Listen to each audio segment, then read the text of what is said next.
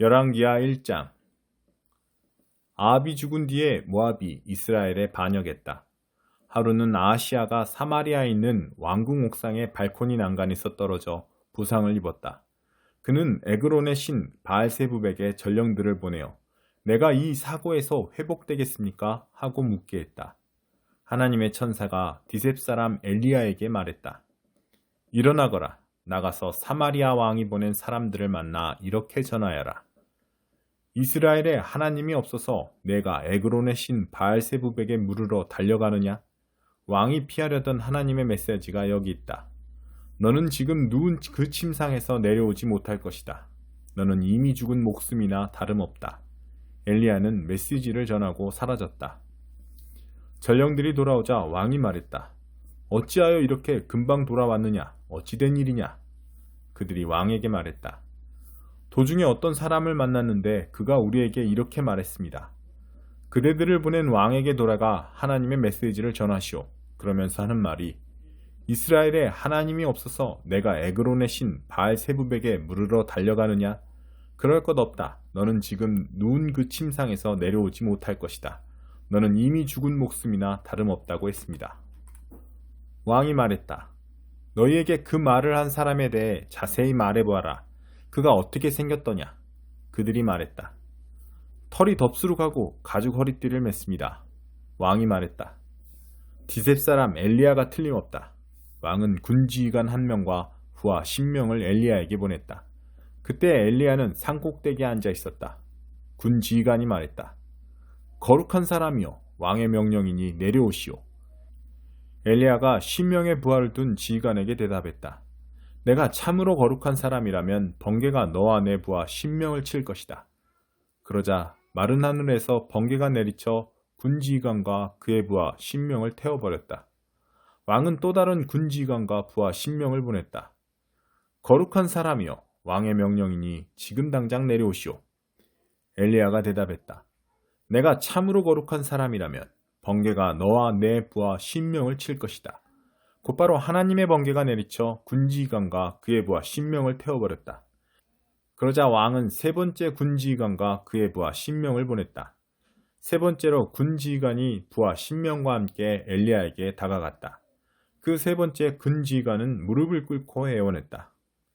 거룩한 사람이여, 제 목숨과 이 10명의 목숨을 생각해 주십시오. 벌써 2번씩이나 마른 하늘에서 번개가 내리쳐 군지휘관들과 그들의 부하 각 10명을 태워버렸습니다. 부디 제 목숨을 생각해 주십시오. 하나님의 천사가 엘리야에게 말했다. 가거라. 두려워하지 마라. 엘리야가 일어나 그와 함께 왕에게 갔다. 엘리야가 왕에게 말했다. 하나님의 말씀입니다. 너는 이스라엘에 내가 기도할 하나님이 없다는 듯이 에그론의 신 바알세붑에게 전령들을 보내 묻게 했으니 절대로 그 침상에서 살아 내려오지 못할 것이다. 너는 이미 죽은 목숨이나 다름없다. 과연 엘리야가 전한 하나님의 말씀대로 그가 죽었다. 아하시아는 아들이 없었으므로 그의 동생 요람이 뒤를 이어 왕이 되었다. 때는 유다왕 여호사밧의 아들 요람 2년이었다. 아하시아의 나머지 생애는 이스라엘 왕 연대기에 기록되어 있다. 데살로니가 후서 1장. 나 바울은 실루아노와 디모데와 더불어 하나님 우리 아버지와 우리 주 예수 그리스도의 이름으로 데살로니가 그리스도인들의 교회에 문안합니다. 우리 하나님께서는 여러분에게 필요한 모든 것을 주시고 여러분이 되어야 할 모습으로 여러분을 만들어 주시는 분이십니다. 주님께서 다시 오시는 날, 친구 여러분, 이 점을 알아두십시오. 우리가 여러분을 두고 거듭해서 하나님께 감사를 드리는 것은 즐거운 일이자 마땅한 의무이기도 합니다. 우리는 감사할 수밖에 없습니다. 여러분의 믿음이 눈에 띄게 자라고 서로에게 베푸는 여러분의 사랑이 놀랍도록 발전하고 있습니다. 그러니 우리가 감사드리는 것은 당연합니다. 우리는 여러분이 대단히 자랑스럽습니다. 여러분에게 온갖 고난이 닥쳤지만 여러분의 믿음이 흔들리지 않고 굳건하기 때문입니다. 우리는 교회에서 만나는 사람 누구에게나 여러분의 모든 것을 자랑합니다. 이 모든 고난은 하나님께서 여러분을 그 나라에 합당한 사람이 되게 하시겠다고 작정하신 분명한 표입니다.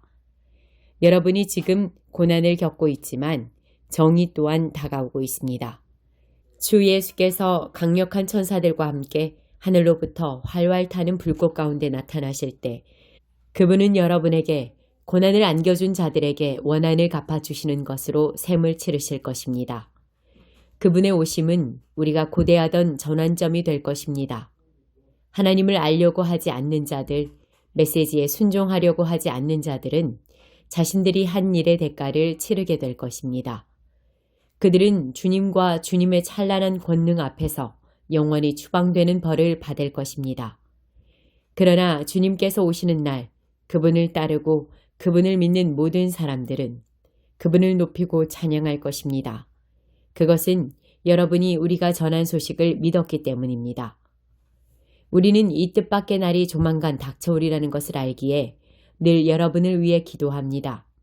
우리 하나님께서 여러분을 그분의 부르심에 합당하게 하시고 여러분의 선한 생각과 믿음의 행위에 그분의 능력을 가득 채워주셔서 그것이 온전해지기를 기도합니다.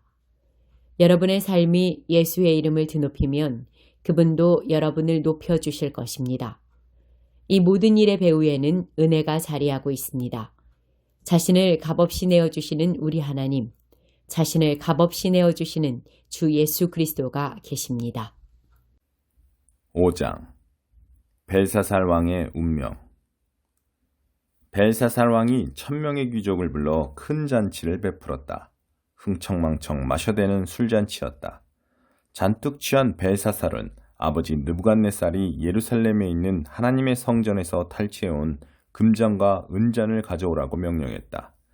그 잔에다 술을 부어 귀족들과 왕비와 후궁들과 함께 마시려는 것이었다.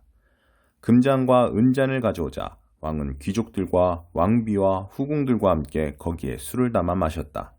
그들은 잔뜩 취해서 금과 은, 청동과 쇠, 나무와 돌 등으로 만든 그들의 여러 신들을 찬양했다.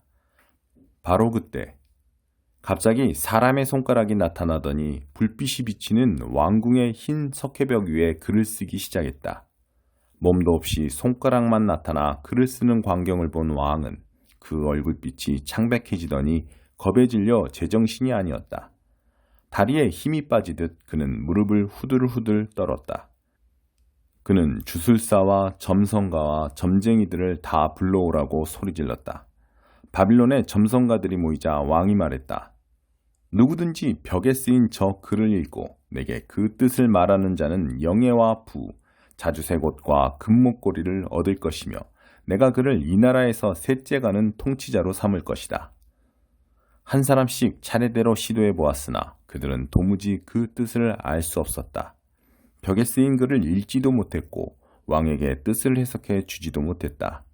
왕의 두려움은 점점 더 커졌고 급기야는 얼굴에서 핏기가 완전히 가셨다. 귀족들도 안절부절 못했다. 왕과 귀족들의 비명을 듣고 왕비가 연회장으로 왔다. 그녀가 말했다. 왕이시여, 만수무강하시기를 빕니다. 너무 당황하지 마시고 진정하소서. 왕의 나라에 거룩한 신의 영으로 충만한 자가 있습니다. 왕의 아버지께서 다스리실 때 탁월한 지성과 영적인 지혜로 이름 높았던 인물입니다. 그가 얼마나 대단했던지 왕의 아버지 느부갓네살 왕은 그를 모든 마술사와 주술사와 점성가와 점쟁이들의 우두머리로 삼으셨습니다. 그 같은 인물이 없었습니다. 그는 무엇이든 할 수 있었습니다. 꿈을 해석하고 비밀을 밝히며 수수께끼를 풀었습니다. 그의 이름은 다니엘인데 왕의 아버지께 하사받은 이름은 벨드사살입니다. 다니엘을 불러오게 하십시오. 이것이 무슨 일인지 그가 왕께 말해줄 수 있을 것입니다. 그리하여 다니엘이 불려왔다. 왕이 그에게 물었다. 그대가 내 아버지께서 유다에서 붙잡아온 포로 중 하나인 다니엘이요? 그대는 거룩한 영으로 충만하고 지극히 명철하며 더없이 지혜롭다고 들었소. 내가 현인과 주술사들을 불러들여 벽에 쓰인 저 글을 읽고 그 뜻을 해석하도록 했으나 그들은 단어 하나, 음절 하나도 풀어내지 못했소. 하지만 그대는 꿈을 해석해내고 비밀을 풀 수 있다고 들었소. 그러니 저 글을 읽고 그 뜻을 내게 해석해 주시오. 그렇게 해준다면 그대는 부와 영예, 자주색 옷과 금목걸이를 얻고 이 나라에서 셋째가는 통치자가 될 것이요. 다니엘이 왕에게 대답했다. 그 선물들은 거두어 주십시오. 다른 사람에게 주셔도 좋습니다. 그렇게 하시더라도 저는 왕께 저 글을 읽어 드리고 그 뜻을 말씀드리겠습니다. 왕이시여, 들으십시오. 높으신 하나님께서는 왕의 아버지 느부갓네살에게 큰 나라와 높은 영예를 주셨습니다. 하나님께서 그의 이름을 높여주셨으며 종족과 피부색과 신념에 상관없이 천하 만민이 그를 두려워했습니다. 부친께서는 마음 내키는 대로 사람을 죽이기도 하고 살리기도 하셨습니다. 또한 기분 내키는 대로 사람을 높은 자리에 앉히기도 하고 바닥에 깔아 뭉개기도 하셨습니다. 부친의 마음이 우쭐해지고 교만해지자 하나님께서는 그를 높은 자리에서 내치시고 높았던 명예를 땅에 떨어뜨리셨습니다. 그는 제정신을 잃은 채 인간 사회에서 쫓겨나 들짐승처럼 사셨습니다. 소처럼 풀을 뜯고 하늘에서 내리는 이슬을 맞고 사시다가 마침내 깨달아야 할 바를 깨달으셨습니다. 그것은 높으신 하나님께서 인간 나라들을 다스리시고 그분이 택하신 자에게 나라를 주어 맡기신다는 사실입니다. 그런데 느부갓네살의 아들인 왕께서는 이를 다 아시면서도 부친 못지않게 오만하십니다. 보십시오. 왕께서는 감히 하늘의 주께 도전하셨습니다. 왕께서는 그분의 성전에서 가져온 신성한 잔들을 왕의 술자리에 가져오게 해서 왕의 귀족들과 왕비와 후궁들과 함께 거기에 술을 담아 마셨습니다. 그 신성한 잔을 은과 금, 청동과 쇠, 나무와 돌로 만든 왕의 신들, 보지도 듣지도 지각하지도 못하는 신들을 위해 축배용으로 사용하셨습니다. 왕의 생사를 손에 쥐고 계신 살아계신 하나님을 능멸하셨습니다. 그러므로 하나님께서 손을 보내셔서 벽에 저 글을 쓰게 하신 것입니다. 쓰인 글은 이렇습니다. 메네, 데겔, 베레스. 이 단어들의 뜻은 이렇습니다. 메네. 하나님께서 왕의 통치 날수를 세어보시니 수가 맞지 않았다. 데겔. 왕을 저울에 달아보시니 무게가 모자랐다. 베레스. 왕의 나라가 쪼개져 메데와 페르시아의 손에 넘어갔다. 벨사살은 약속을 이행했다. 그는 다니엘에게 자주색 옷을 입혔고 그의 목에 커다란 금목걸이를 걸어주었으며 그를 그 나라에서 셋째가는 통치자로 삼았다. 바로 그날 밤에 바빌론 왕 벨사살이 살해되었고 메데 사람 다리오가 왕위를 이어받았다. 그때 다리오의 나이는 62살이었다. 110편 다윗의 기도. 내 주께 내리신 하나님 말씀. 내가 내 원수들을 내 벌판으로 삼을 때까지 너는 여기 내 보좌 곁에 앉아 있어라. 시온의 하나님께서 주께 강력한 왕권을 만들어 주셨으니 원수들이 애워싸도 이제 다스리소서. 주님. 주님의 위대한 승전 날에 거룩한 갑옷 입고 찬란히 빛나는 주께로 주님의 백성이 기쁘게 모여들 것입니다. 상쾌한 새벽녘에 생긴 가득한 청년처럼 주께 나아갈 것입니다. 하나님께서 말씀하셨으니 돌이키지 않으실 것입니다. 왕께서는 영원한 제사장, 멜기세덱 제사장, 주께서 왕의 곁에 서서 무시무시한 진노로 왕들을 짓밟으시고 문 나라들을 재판하여 대대적으로 유죄 판결을 내리시며 드넓은 땅을 가로지르며 반대 세력을 짓밟으실 것입니다. 왕을 세우시는 분께서 왕을 즉위시키시니 참되신 왕께서 머리를 높이 들고 다스리실 것입니다. 111편 할렐루야. 내 모든 것으로 하나님께 감사하리라.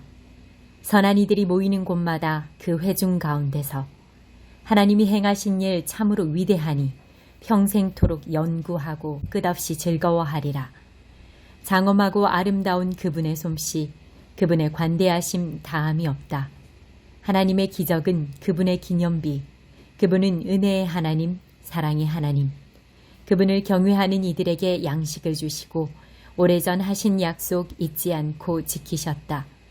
말씀대로 하실 수 있음을 자기 백성에게 입증하시고 문민족들을 큰 접시에 담아 선물로 주셨다. 진실과 정의는 그분의 작품, 그 모든 것 영원토록 존속하니 시대에 뒤지거나 쇠퇴하지 않으며 결코 녹쓰는 법이 없다. 그분께서 지으시고 행하시는 것 모두 진실하고 참되다. 자기 백성을 위하여 몸값을 지불하시고 친히 맺으신 언약을 영원히 지키셨다. 참으로 인격적이고 거룩하신 주님, 우리의 흠모 받으시기에 합당하신 분. 선한 삶의 시작은 하나님을 경외하는 것, 그리하면 하나님의 복을 알게 되리라. 주께 드리는 할렐루야, 영원하리라.